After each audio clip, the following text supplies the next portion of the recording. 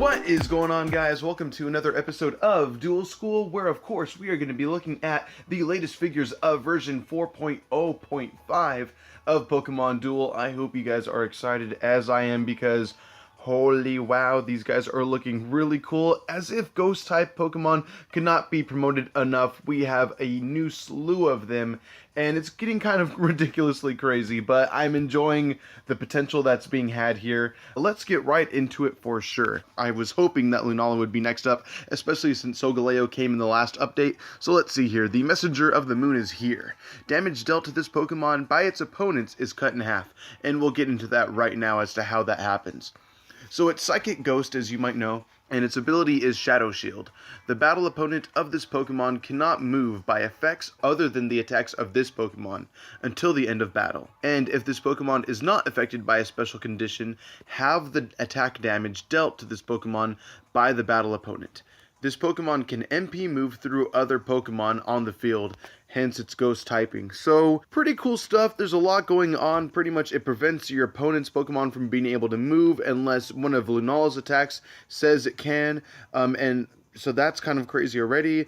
If it's not affected by a special condition, any attacks done to this Pokemon are knocked in half. So if you're fighting against a Mew and it tries to do 30 base damage, it's down to 15.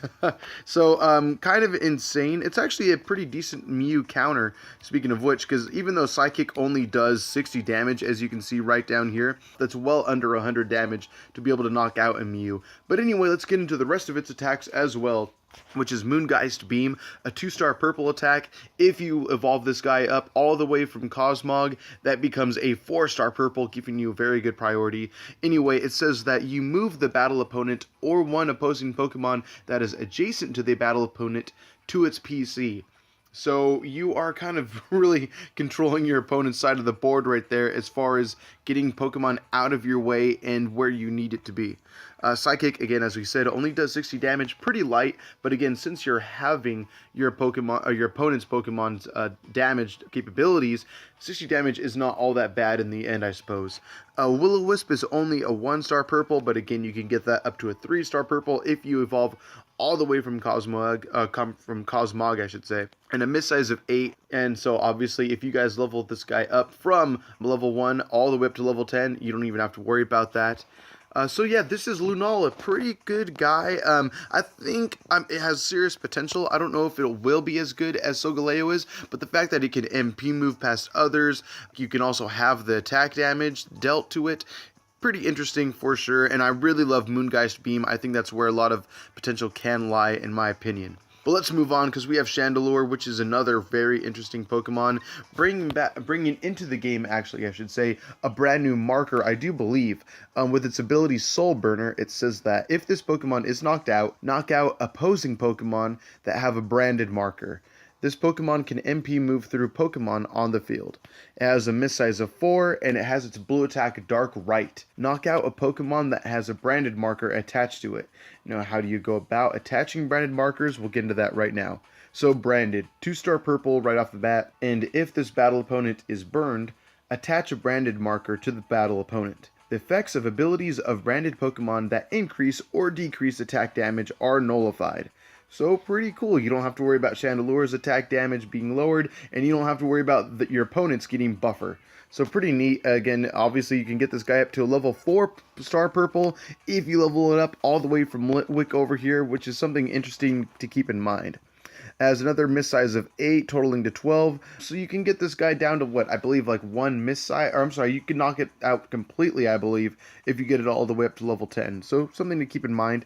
Inferno, pretty darn solid damage at 110. The battle opponent becomes burned. So you'd have to face up against Zapdos with a chain level of 10 for it to even be able to combat you. So something pretty cool. And you're burning any Pokemon that you're battling against when you land Inferno, which is a pretty decent size of the board. But let me know what you guys would prefer to level up. Do you like branded? Do you want Dark Right? I mean, you can only really use Dark Right if your opponent's Pokemon is branded. That's the only way it really helps you. Other than that, it negates any knockout. So that could give you priority. Maybe Darkrai is the way to go, but if you really want to get that branded off, branded is the way to go, obviously. They are of equal size on your wheel, so something to keep in mind as well. But I do like that if this Pokemon is knocked out, you knock out the opposing Pokemon that have a branded marker. Pretty dangerous, and the fact that you can MP move past anyone, it's just a very strong Ghost-type Pokemon in my opinion. And then moving on, this guy is going to be insane, I think. Decidueye is as broken as it is in Pokken Tournament DX. At least in my opinion. I think we're going to see a bit of this guy in the game now. It's Grass Ghost, just like it is in Sun and Moon, and its ability entry shot is pretty interesting. When this Pokemon moves from the bench to the field, or appears as an evolution, spin for each opposing Pokemon on an entry point. If a purple attack is spun, knock that opposing Pokemon out. This Pokemon can MP move through other Pokemon on the field. So long as your opposing Pokemon have purple attacks, then you are able to knock them out so long as the attacks land. And as we know, sometimes purple attacks are the attacks worth leveling up. So the bigger those spaces are, the higher chance you have of knocking them out. You have a chance of knocking out 4 Pokemon in one turn without even doing an attack. That's insane. Just throwing that out there. And not only is entry shot, its ability really strong, but it has decent size attacks as well. So its first miss size is only 4, not bad, and it has its gold attack Phantom Arrow, one of the strongest gold attacks in the game at 70 base damage, and it says that an opposing Pokemon adjacent to the battle opponent spins. If it spins a purple attack, it is knocked out. So pretty much Decidueye does not like purple attackers at all. It's pretty prejudiced against them. So again, you're knocking out any purple attackers that are adjacent to the battle opponent, or only one opposing Pokemon that's adjacent to it. Anyway, Spirit Shackle does 100 solid damage, and the battle opponent gains weight 5. That's like forever in Pokemon Duel time, for sure. And so with a miss size of 4, that's a total of miss 8. Again, if you level this guy up to 10, not a big deal. You virtually run out of miss sizes on this, and you're only doing straight strong attacks. And then it has Grass Knot, which, as some of you may know, 30 base damage, but the effect of it is awesome. If the battle opponent's attack is 120 damage or higher, the opponent is knocked out instead of this Pokemon. So you're pretty much keeping Decidueye alive as long as possible while constantly knocking out your opponent's side of the field. Kind of ridiculous. A very defensive and offensive Pokemon all at once that doesn't have miss so long as you level this guy up high enough. Pretty crazy. And then we have Mimikyu, which is a pretty fun Pokemon, I think. Again, another way of trying to keep Pokemon alive as much as possible. Mimikyu is Ghost Fairy with its ability Disguise, which is pretty fun. When this Pokemon moves from the bench to the field, attach a Disguise marker to this Pokemon, another new marker. While that marker is attached to it, this Pokemon is knocked out in battle. While it is attached to it, this Pokemon is not knocked out in battle. Instead of knocking it out, remove the marker and any special conditions affecting it. This Pokemon can MP move through other Pokemon on the field. So there you go. It's kind of crazy. You get a free hit, just like you do in Pokemon Sun and Moon. Mimikyu was used very widely when the game first launched and the meta was first forming. Mimikyu has since lost quite a bit of play. It's not really part of the meta as much as it used to be. But again, that free hit makes this Pokemon very worth using, I think. Curse is only 1 star, which is kind of too bad. I wish it would at least be a 2-star. I'm seeing that it's only 1, gives it not very much priority at all, but who knows? You might be able to get a lucky spin against a wide attack one day. Who knows? But again, Shadow Claw does 30 damage. Again, pretty light. But Play Rough is a pretty fun attack in that on the next turn, your opponent cannot use plates. So something to keep in mind. You can kind of shut down your opponent in that regard. But the way I see Mimikyu being used is the fact that it's Ghost type and it's able to MP move through Pokemon. Pretty much just try to get this guy as far as you can onto your opponent's side of the field. That way you can maybe take up an entry point. If the opportunity presents itself, take, of course, your opponent's goal point as well. Whatever you can do, but so long as it has the disguise marker on it, you get a free knockout, or you get to avoid a knockout for free one time. So that's pretty cool. If you have an army of Mimikyu on your team, God help your opponent's Pokemon, because they're not going to be able to do very much to you. That's kind of crazy. So something to keep in mind. Kind of understandable as to why they wouldn't give Mimikyu a blue attack as well, because that would just make it even more invincible. Dartrix is a pretty strong Pokemon for like a middle evolution, in my opinion.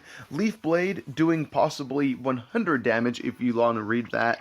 If it lands on Leaf Blade twice, or once more I should say, it deals 100 damage, which is pretty awesome. Miss size of totaling to 12, that's not too bad. Swinging throw, 1-star purple. Spin for an opposing Pokemon within 2 steps. If the result is anything other than a blue attack, knock it out. Wow, and if you evolve this guy from Rowlet, that's a 2-star purple. The fact that you can knock out a Pokemon just because it doesn't land on a blue space on its wheel is kind of crazy. And also, it's doing 100 damage at a middle evolution. That's quite a bit of damage. So Dartrix, I think, has some potential. It might be worth leveling up this guy up to Decidueye. I'd be interested to see how many people end up running Dartrix, because it's not that bad. It really isn't. It's not a Combuskin, I will say that much, but still not too bad. I think it has serious potential. It could at least be a fun little gimmicky deck, or part of one anyway. Litwick, here is another cute little guy. Floating Candle, I do like this ability a little bit. When this Pokemon moves from the bench, it can only move to a point 1 step away from an entry point, so kind of like Empoleon, you could say. And then your turn ends after that. So put Litwick on the field, turn over. And then after that, your Pokemon on the field can pass through this Pokemon when using an MP move. If this Pokemon burns the battle opponent, it may evolve. So that's kind of neat. It's only 1 MP, but it's not meant to slow down your own Pokemon. Plus, I imagine if you're not running other than Ghost, then you can MP move through Litwick anyway. If you are running Ghost, I should say. If not, you don't have to worry about Litwick really getting in your way, so to speak. Let's see, Will-O-Wisp is only a 1-star purple, as to pretty much be expected, totaling miss size of 16 and Ember 20. But, I mean, really, Floating Candle is where it's at. You can potentially burn Pokemon, but it's going to be a little hard to pull off. I don't know if Litwick is really worth running, but who knows? It could be, for sure. It could be good for, like, a good corner surround kill at an entry point. I could see it being used for that, for sure. Much like Empoleon can be used for the same thing. It's a baby Empoleon, I suppose. Lampent, here we go. Lampent is actually kind of neat. I think Lampent has pretty good potential as well, similar to Dartrix, in that it's not a bad middle stage evolution. So Dark Light is where the fun begins. So it can MP move through other Pokemon on the field. Alright, sorry about it if there's a jump cut here. I was interrupted while recording this video. But anyway, it says that if you attach a branded marker to a burned Pokemon that have been moved through by this Pokemon, it is knocked out with Dark Light. So I think that is pretty freaking crazy. And much like Chandelure, you have opportunities to brand your opponent's Pokemon for sure with this guy. I mean, obviously it has its attack branded, 2-star purple. If the battle opponent is burned, again, you attach the branded marker, and the effects of abilities of branded Pokemon that increase or decrease attack damage are nullified as stated earlier. Just as a reminder if you guys might have forgotten. And then Will-O-Wisp, you have a chance to burn your opponent's Pokemon. Flamethrower, you further get a chance to burn your opponent's Pokemon. So Lampent might be worth running with a Chandelure just to try to get that branded marker off onto your opponent's Pokemon. You have some opportunity with Lampent for sure. I mean, if you MP move through opponent Pokemon, you attach a burn marker. So that's kind of crazy. Anyway, let's move on here. We have Rowlet, which is one of the last Pokemon we'll go over in this. Here we have Rowlet, Rapid Approach. All the blue attacks of this Pokemon's battle opponents become misses. So you have a chance to knock out some Pokemon here. Unfortunately, it does have a miss totaling up to 16. I don't know if Rowlet is really worth leveling up to 10, but seeing that you could have a very, I think what you would end up having a miss size total of 4 by the end of leveling up this guy to level 8, or I'm sorry, no, you'd probably have like a miss size of 7 or so if you level this guy up to 10. But that's not too bad considering that you have a total of 80% chance to knock out your opponent's Pokemon if you're, well, I guess, so to speak, because all their blue attacks of the battle opponent become misses. So if you're facing against a Mew, that's pretty good potential you have there, you know, because that's a Pokemon with a huge blue attack. Other Pokemon out there with huge blue attacks, they pretty much have to fear Rowlet at this point. Let's see here. Oricorio, another fun Oricorio in this one with the Sensu style. I love what Oricorio are doing for the game right now as far as helping out your fellow Pokemon on the field.